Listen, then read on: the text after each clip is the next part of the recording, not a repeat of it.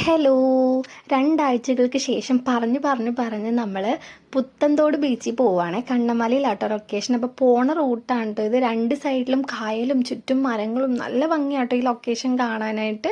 ഞാൻ ഫസ്റ്റ് ടൈമാണ് പോകുന്നത്. അപ്പോൾ നേരെ പോയി നമ്മൾ ഡെസ്റ്റിനേഷനിലോട്ട് എത്തി. വന്ന വഴിക്ക് ഭയങ്കര മഴയായിരുന്നു. അതാണ് എല്ലാവരും കളർഫുൾ ആയിട്ടുള്ള റെയിൻ കോട്ടൊക്കെ ഇട്ടേക്കണേ കേട്ടോ. അപ്പോൾ ഇതാണല്ലോ ട്രെൻഡ്.